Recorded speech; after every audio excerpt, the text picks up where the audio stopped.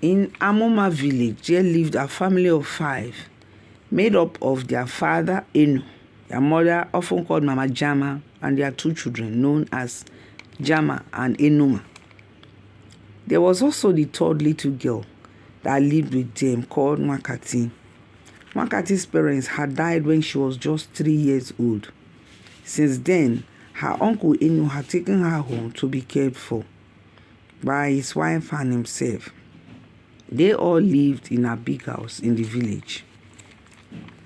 His wife, Mama Jama, was always finding fault with the little girl, Nwakati. But Nwakati was very hardworking, and as she grew up, she did not know that Mama Jama was not her real mother.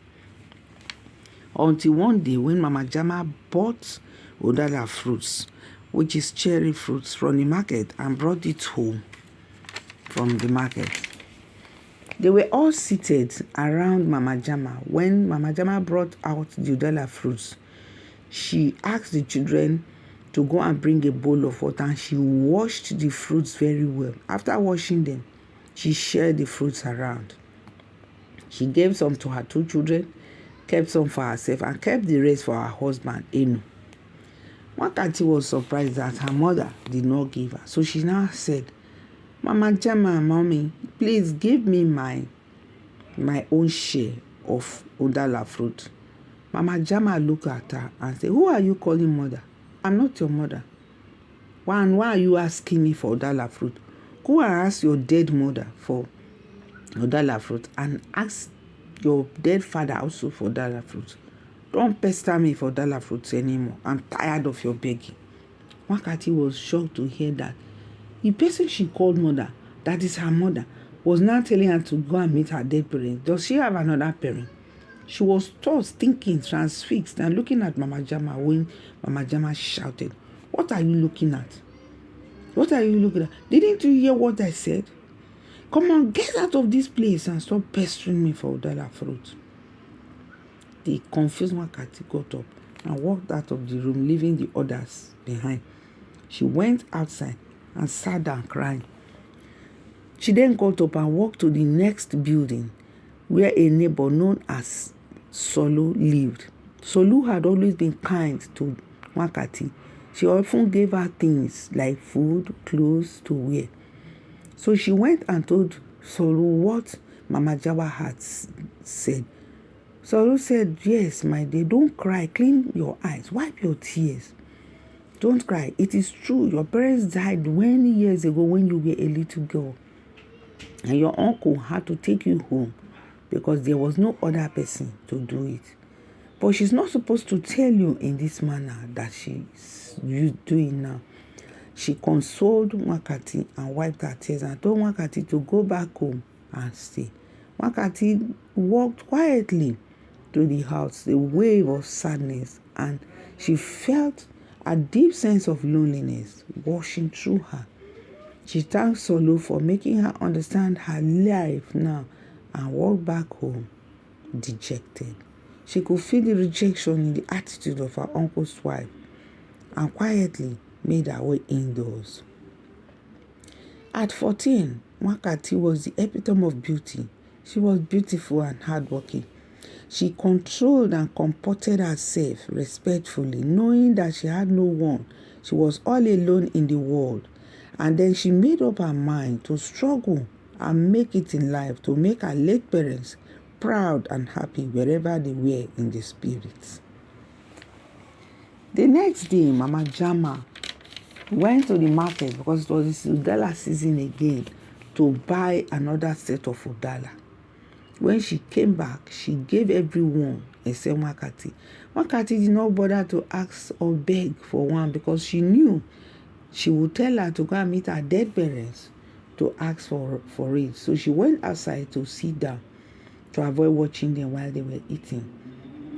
When they had finished eating, Mama Jama picked up the seeds of the Udala fruit and took them outside to the dustbin. She threw them away. Nwakati waited until she had gone back into the house and went to the dustbin to pick up the seeds. She decided to plant them. Since she had no money to buy, she decided to plant them that one day they may all grow up and she'll be able to pluck and eat. So she went to an open space close to the house and planted the udala seeds. Every day she watered them until one day only one of the seeds survived and sprang up. Nwakati was 16 when she experienced another verbal attack from Mama Jama. She was inside when Mama Jama came and told her that she had work to do. She gave Nwakati so much work to do, work that she could not finish, while her two children slept on the bed throughout the day. So Nwakati kept on the work without talking. She worked and worked and she was exhausted. When she was tired, her stomach was churning her. There was no food in her stomach. She had not eaten since morning. But Mama Jama did not even think. She gave her children food and took them back to bed while Nwakati continued to work. She was thus working when the time went by. So she was tired and hungry. She now went inside. Mama Jama now asked her if she had finished the work. She said no. Mama Jama called her in and gave her a hard knock on the head. Nwakati started to cry. Will you shut your mouth, you lazy girl? Look at the little work I gave you to do. Since morning you are unable to finish it. Nwakati could not say anything. She was just looking at the woman. The woman gave her a hot slap and pushed her outside. She did not give Nwakati food throughout that day.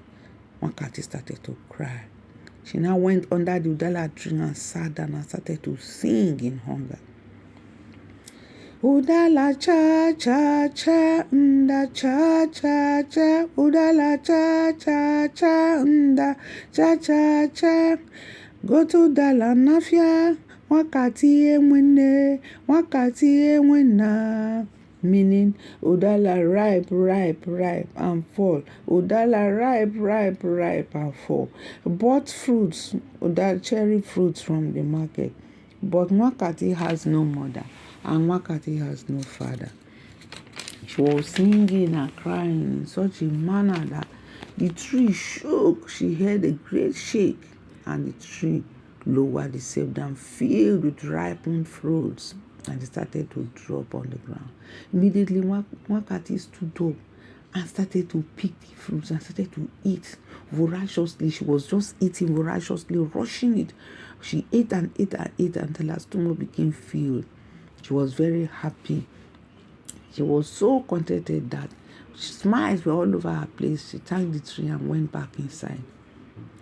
This phenomenon continued each time that Mama Jama refused to give Nwakati food. So Mama Jama and her two children observed this. They would stay somewhere and be watching while Nwakati would be singing and telling the tree that she was hungry. The tree will now lower itself and give her fruits. They decided to perform the same. And one day, Mama Jama sent Nwakati on a journey to go and get something from another place as little as she was. Then she now, so that Nwakati will not come back on time, she now took her two children and went under the udala tree and started to sing. Udala cha cha cha nda cha cha cha nda, go to dala nafia, Nwakati enwene, Nwakati enwena. The udala tree lowered itself, filled with ripe fruits, and they began to fall on the ground. The children wanted to pick it, but Mama Jama cited the ones at the top and said, no, the children should not bother to pick those ones. That look at juicy ones, fresh at the top. They should climb up and go and bring those ones. So the children climbed up the tree. As soon as they started plucking the ones at the top, the tree started to grow up, carrying the two children up higher and higher. Mama Jama started to shout. She started to shout and neighbors ran out. What is it? What is it? She said, look at our children at the top of the mango tree, the udala tree. They cannot come down again. Thus, they were all transfixed. She told them what had happened and they were asking, why did you do that? Why not pick the ones on the ground? She started to cry and she started regretting. So they were thus thinking of how to do. She was begging people to help her. As she was begging people say, who will climb this mysterious tree? People were saying, who will climb? I don't want to be stuck up there. So they were doing until Nwakati returned. As soon as the woman sighted Nwakati, she ran to Nwakati. Please, Nwakati, come and help, oh, talk to your tree to bring down my children, she cried. Nwakati was surprised. When she raised up her face, she saw her cousins at the top of the tree. She now came, and then the woman started to sing Nwakati, thinking the tree will listen to her. Then I said, Udala cha cha cha unda cha cha cha, go to Dala Nafia, Nwakati Nwakati when the tree grew higher, and everyone started to shout. She started to beg Nwakati, I will never treat you badly again. Anything you want, I will give you. Just help me bring my children down. Please talk to your tree. Nwakati now moved to the tree and held the tree and started to sing.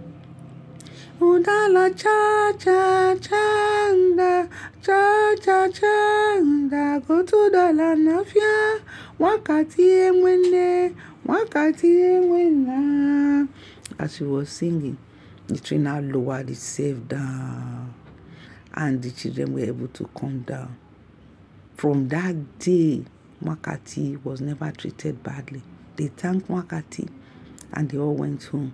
And she started giving Nwakati everything she needed. That is the end of my story. Please like, subscribe, and share my videos. Press the notification bell so that anytime I release another video, you will be the first to